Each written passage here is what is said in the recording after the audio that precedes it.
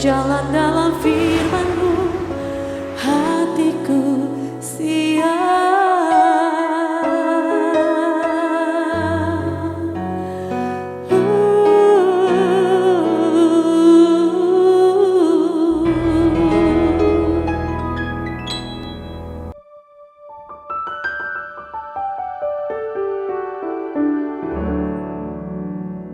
Salam, God Lover. Gimana kabarnya malam hari ini? Semoga semuanya dalam keadaan sehat, bersuka cita. Tetapi apapun pergumulan, kalau memang saat ini kita merasa ada beban berat karena situasi yang kita alami sepanjang hari ini, kita ada banyak masalah, ada banyak kesulitan, atau ada tanggung jawab yang besar sehingga saudara merasa letih, lesu, berbeban berat. Ini waktu yang baik bagi kita semua untuk mendapatkan kelegaan dari Tuhan, karena Tuhan Yesus sendiri selalu mengundang kita. Marilah kepadaku yang letih lesu dan berbeban berat, aku akan memberi kelegaan kepadamu. Mari kita hampiri Dia karena kita percaya Dialah sumber kelegaan, Dialah sumber damai sejahtera kita. Kita bersatu di dalam doa.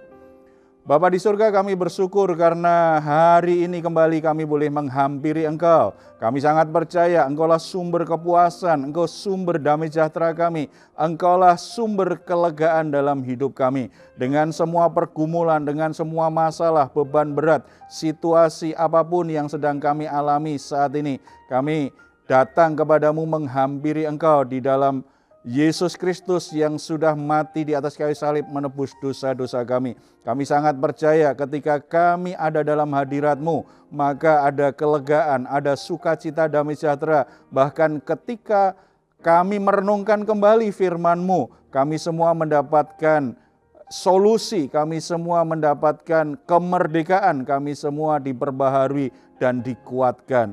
Terima kasih Bapa, di dalam nama Tuhan Yesus kami berdoa. Amin. Terima kasih Tuhan, kami boleh rasakan pertolongan-Mu pada hari ini. Terima kasih Yesus. Oh, haleluya Jesus. Kau penolongku,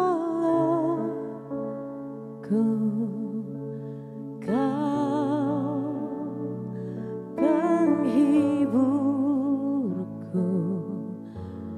Roh yang dijanjikan turun dari surga, terindah dalamku, termanis bagiku. Tiada yang lebih besar dari kuasa-Mu, Tuhan. Roh Kudus penuhkan hidupku dengan urapan yang baru. Kekuatan-Mu ku perlu, pimpinlah jalanku, Tuhan. Roh Kudus jamahlah sekarang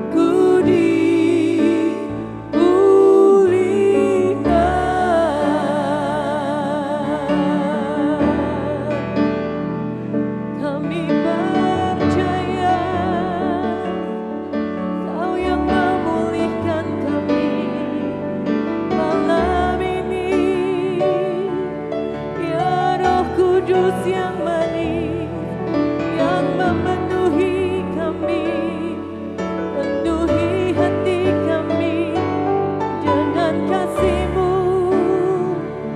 Kau yang menjamah setiap hati, yang memulihkan, menjadikan baru di hadapan-Mu, Yesus Tuhan. Terima kasih Yesus, terima kasih Yesus, terima kasih Yesus. Kau yang selalu menolong kami Tuhan, Kau yang selalu menolong di dalam setiap langkah kami Bapa. Terima kasih Yesus, terima kasih Roh Kudus, terima kasih. Oh, Tuhan selalu menolongku, selalu menjagaku,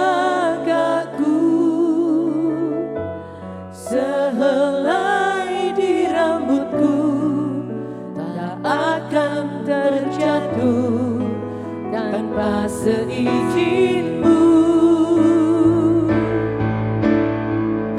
Tuhan selalu menolongku,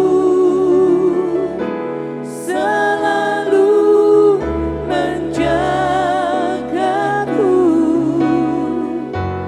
Dia mengenyangkanku dan peliharaku seumur hidupku.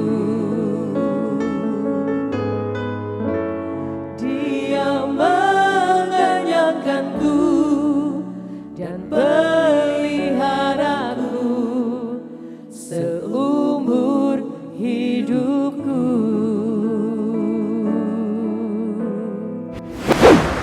Puji Tuhan, karena Allah kita Allah yang sungguh-sungguh bisa kita percaya, bisa kita andalkan. Dia menjaga kita. Tetapi meskipun Tuhan menjaga kita, bukan berarti Tuhan membebaskan kita dari masalah, dari pergumulan hidup. Bahkan kadang-kadang ada pengalaman-pengalaman hidup yang harus kita lalui, itu sangat menyakitkan karena kita diperlakukan tidak adil oleh orang lain. Akibatnya ketika kita diperlakukan tidak adil, ada kemarahan, ada keinginan untuk balas, menyakiti orang lain. Lalu kadang-kadang orang Kristen berkata, kalau Tuhan melindungi aku, mengapa ada orang yang memperlakukan aku tidak adil?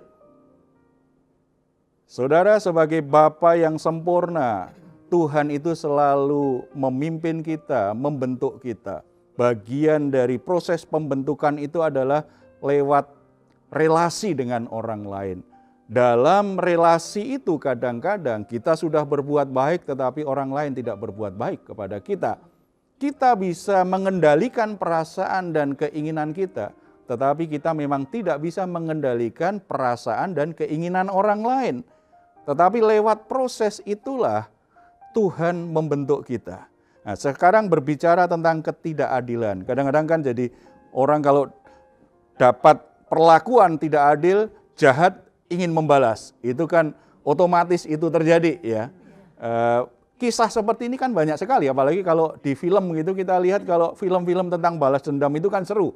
Yang suka film-film action gitu kan banyak ceritanya tentang balas dendam. Tetapi kalau untuk kehidupan hari-hari kita tidak seru, sebab itu pasti banyak kisah yang menyedihkan, banyak kisah yang membuat orang justru alami kepedihan di hatinya, kehancuran hati. Tidak seperti di film, seru begitu saja dinikmati. Tetapi dalam hidup hari-hari pasti nggak begitu ya. Gimana, ada yang mau sharing tentang kisah perlakuan tidak adil yang membuat orang jadi marah seperti itu, ingin balas dendam begitu? Ada? Ada Pak, Ya. saya pernah membaca di salah satu berita ya Pak ya. Itu ada seorang pria di mana dia tinggal menumpang dengan tantenya. Tapi mungkin perlakuan tantenya tuh selalu membuat dia itu sakit hati karena sering dimarahi, dihina, direndahkan, dan itu terus mungkin berlangsung sehingga menimbulkan emosi dia, dendam dia yang sangat luar biasa. Sampai satu waktu dia tega membunuh tantenya, omnya, dan seluruh keluarga yang ada di rumah itu, Pak. Luar biasa kejamnya sih, Pak. Setelah sekian lama baru ketahuan kalau itu ternyata ponakannya sendiri gitu yang membunuh. Ya itu karena dendam. Bisa begitu ya, Pak ya? Sangat Ngeri bisa. sekali, Pak. Gitu, Iya. Pak.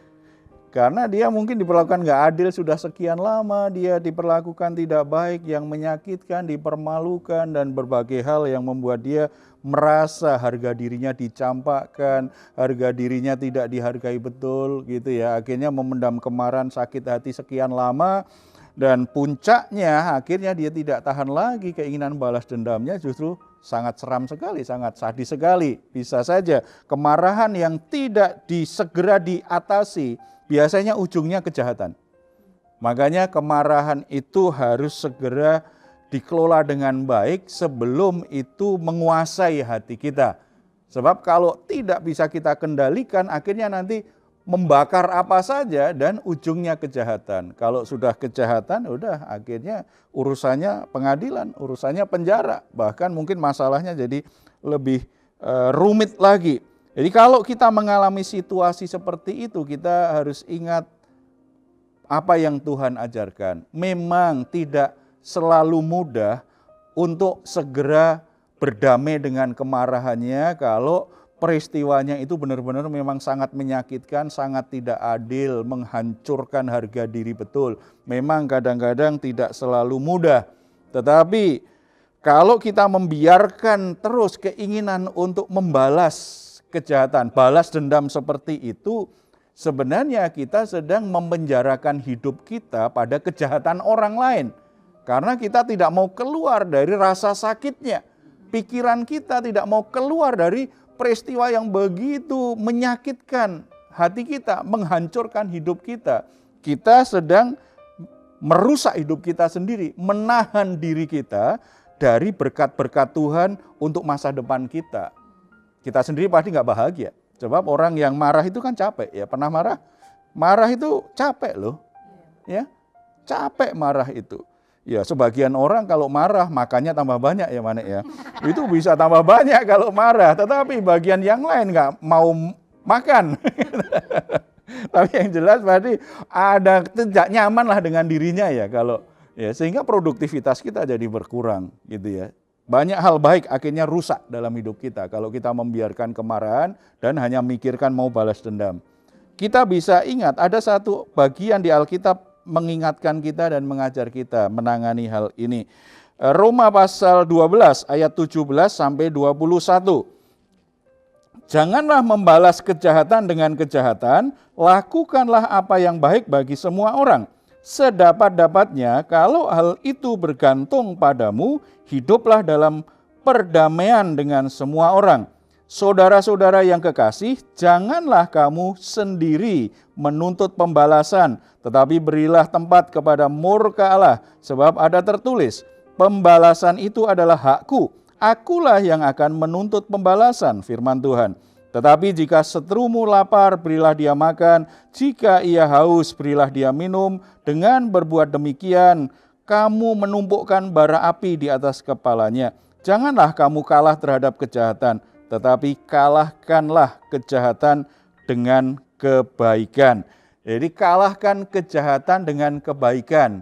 Ini dengan kata lain jangan balas dendam ya. Sebab kalau kejahatan kita lawan dengan kejahatan, berarti kita memperbanyak kejahatan. Kerusakannya tambah banyak. Karena kejahatannya double sekarang. Orang lain berbuat jahat kepada kita, kita balas dengan kejahatan, berarti kejahatannya double.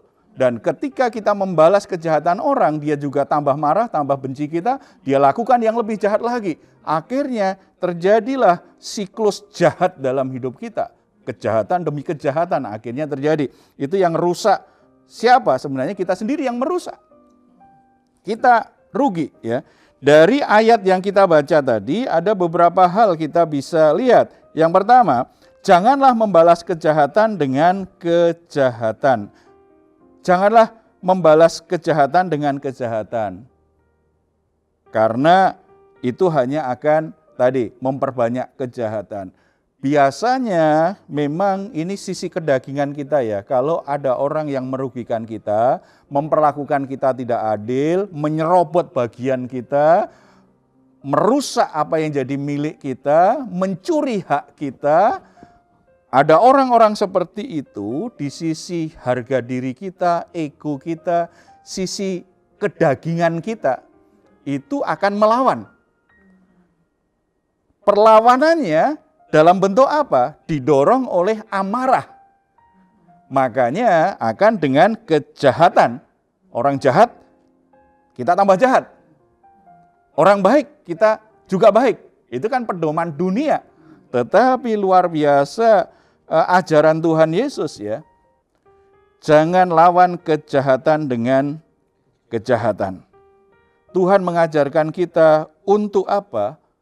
Untuk melakukan yang baik kepada orang itu. Kalau kita baca tadi ayat 18, sedapat-dapatnya kalau hal itu bergantung padamu, hiduplah dalam perdamaian dengan semua orang. Jadi ketika ada orang berbuat jahat, tidak adil dengan kita, dari sisi kita tetap ada semangat untuk berdamai. Artinya semangat supaya hubungan tetap baik.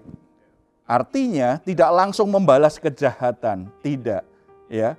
Kita pastilah kalau ada orang yang membuat kita marah luar biasa begitu ya, kita marah. Sebaiknya jangan langsung bereaksi.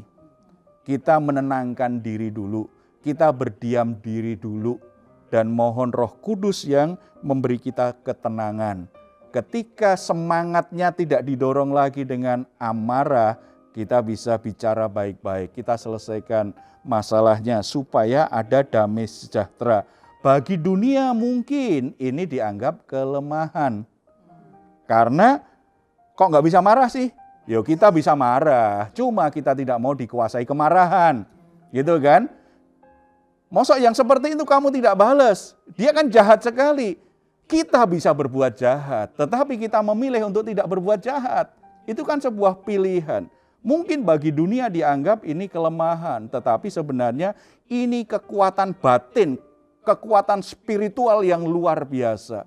Bagaimana orang diperlakukan jahat, reaksinya bukan balas dendam, tetapi dia tetap mengupayakan damai sejahtera. Itu kekuatan batin, itu spiritualitas yang sangat tinggi sekali, kedewasaan rohani yang luar biasa. Untuk sampai di sana pasti ada waktu, ada prosesnya. Ya, saya tidak berkata bahwa semua langsung otomatis. Tetapi itu ada proses pembelajarannya, latihannya, dan seperti pujian yang kita naikkan tadi di awal ya, Roh Kudus memberi kita kekuatan, Roh Kudus menolong kita. Supaya kita bisa berdamai dengan orang yang jahat dengan kita. Di ayat 19 diingatkan bahwa pembalasan itu haknya Tuhan. Jadi ketika kita membalas kejahatan orang dengan kejahatan kita, berarti kita menghukum orang itu, tetapi kita sedang mengambil haknya Tuhan. Kalau kasusnya itu memang pelanggaran hukum, silahkan saja diproses secara hukum yang berlaku di negara ini. Tetapi kaitannya dengan relasi kita dengan orang itu, biarlah kita menahan diri untuk membalas dendam. Kalau kaitannya relasi pribadi, ya. Tetapi kalau hukum, silakan proses hukum, karena memang ada hukum dunia ini dan hukum yang dari Tuhan. Ya, silakan proses, tetapi dari sisi kita memutuskan untuk tidak membalas kejahatan orang yang berbuat jahat kepada kita. Biarlah Tuhan yang bertindak sesuai dengan caranya, yang kita kadang-kadang tidak tahu ya, bahwa Tuhan itu bisa bertindak, karena Tuhan itu tidak pernah membiarkan anak-anaknya mengalami ketidakadilan. Tuhan membela kita dengan caranya, gitu ya. Amin. Dan yang kedua kita bisa perhatikan di ayat yang ke-20. Tetapi jika seterumu lapar, berilah dia makan, jika ia haus, berilah dia minum. Dengan berbuat demikian, kamu menumpukkan bara api di atas kepalanya. Ini bagian yang kedua ini tambah sulit nih. Tadi bagian yang pertama sulit, menahan diri untuk tidak membalas itu kan sulit. Ya. Tetapi bagian yang kedua lebih sulit, karena kita berbuat baik kepada orang yang jahat. Yang pertama tadi kan problemnya di diri kita, menahan diri untuk tidak balas dendam, untuk tidak melakukan yang jahat. Yang kedua lebih sulit, karena kita akhirnya justru ulurkan tangan, berbuat baik kepada orang yang jahat kepada kita. Tetapi inilah keindahan ajaran Tuhan Yesus. Bahkan Tuhan Yesus pernah berkata kan, doakan musuhmu, jangan kutuk mereka, berkati mereka. Wah, itu luar biasa itu. Sementara dunia ini ajarkan, kalau kamu buat baik kepadaku, aku juga berbuat baik. Tetapi hati-hati, kalau kamu jahat kepadaku, aku lebih jahat. Gigi ganti gigi, mata ganti mata. Nah, ini masalahnya kalau giginya sudah ompong, nggak bisa balas. Ya, jadi dunia ajarkan seperti itu, tetapi ajaran Tuhan Yesus luar biasa loh. Luar biasa sekali, doakan musuhmu.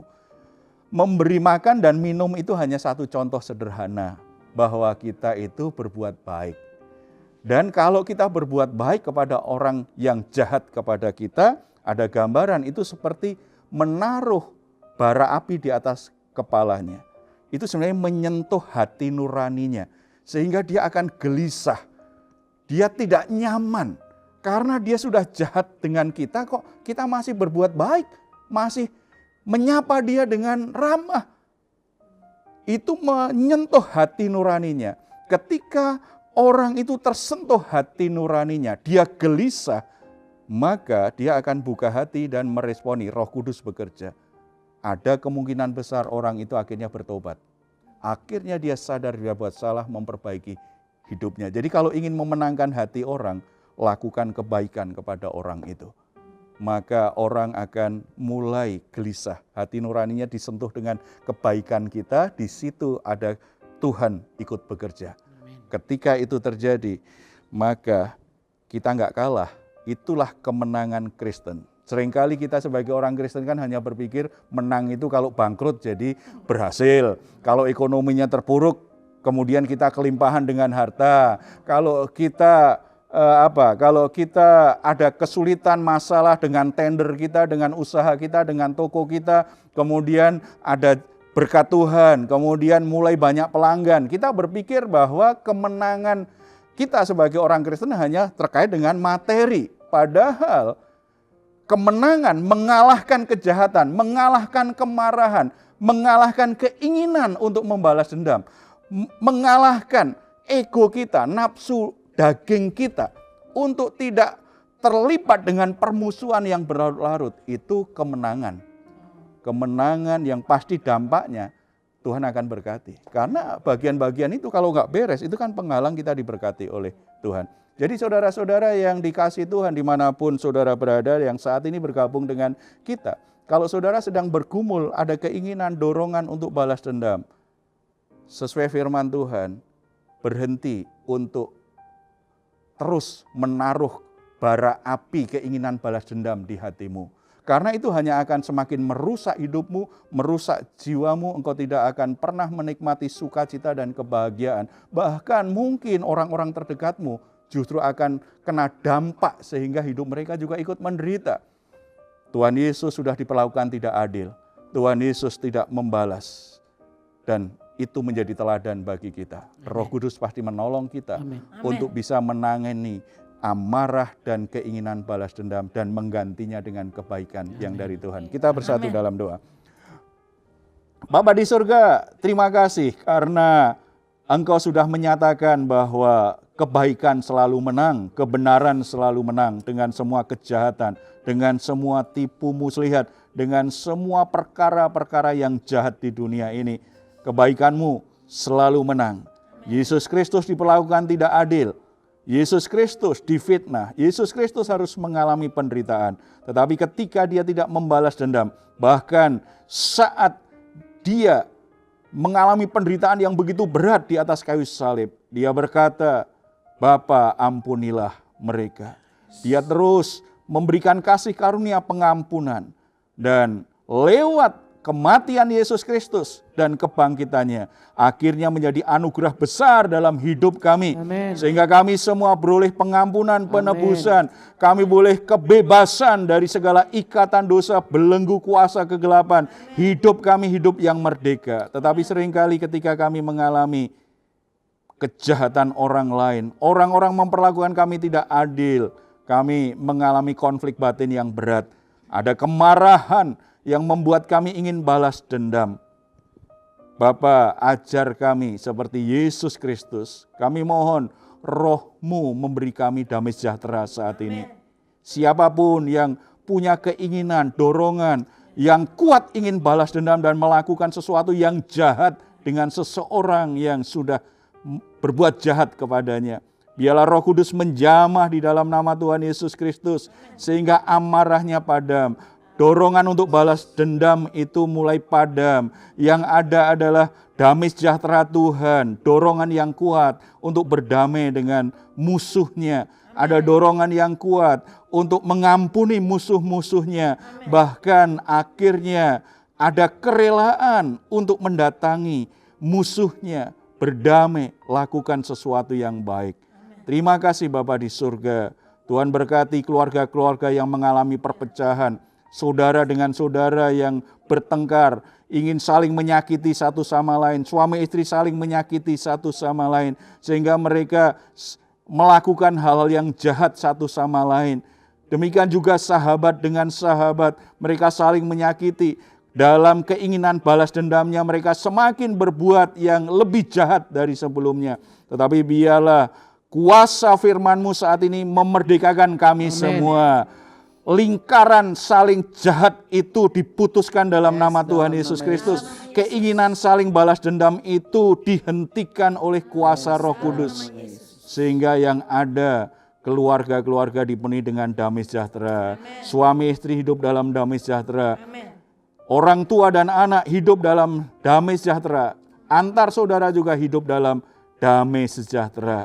Terima kasih Bapa di surga. Kami juga teringat untuk bangsa dan negara kami. Terima kasih Tuhan, dalam keberagamannya selalu ada hubungan yang baik satu sama lain di negeri ini. Meskipun kadang-kadang ada konflik, ada situasi yang menegangkan satu sama lain di negeri ini. Tetapi semuanya akhirnya berakhir dengan baik. Bapa, biarlah Engkau limpahkan Tuhan di tengah-tengah bangsa kami damai sejahtera-Mu. Sehingga orang-orang yang saling bermusuhan itu mereka mau berdamai. Kelompok-kelompok yang ingin mengganggu damai sejahtera bangsa ini, Tuhan bertindak dengan cara-Mu yang ajaib. Sehingga siasat dan rancangan-rancangan yang jahat itu dipatahkan dalam kuasa nama Yesus Kristus. Yang ada adalah damai sejahtera Tuhan. Berkati para pemimpin bangsa kami. Biarlah mereka menjadi alat Tuhan yang mendatangkan kesejahteraan dan perdamaian bagi kami semua, bagi bangsa ini. Terima kasih Bapa di surga. Dalam nama Tuhan Yesus Kristus kami berdoa. Amin. God lover, jika saat ini Anda sedang mengalami pergumulan, ada masalah, bahkan mungkin saudara sedang mengalami konflik batin yang berat, saudara butuh teman untuk mendoakan saudara. Saudara silahkan menghubungi nomor telepon yang tercantum di layar kaca saudara, dan saudara tuliskan pergumulan doa saudara. Maka kami, tim doa kami akan menempatkan pergumulan saudara dalam pokok-pokok doa kami. Dan bagi saudara yang ingin memberikan komentar, silahkan menuliskannya di ruang komentar di channel Diaspora TV. Kami menunggu respon saudara. Mari kita akhiri saat ini dengan Mazmur 4 ayat 8-9. Engkau telah memberikan sukacita kepadaku lebih banyak daripada mereka ketika mereka kelimpahan gandum dan anggur. Dengan tentram aku akan membaringkan diri, lalu segera tidur. Sebab hanyalah Engkau ya Tuhan yang membiarkan aku diam dengan aman. Puji Tuhan, selamat malam, selamat beristirahat. Tuhan Yesus memberkati kita semuanya.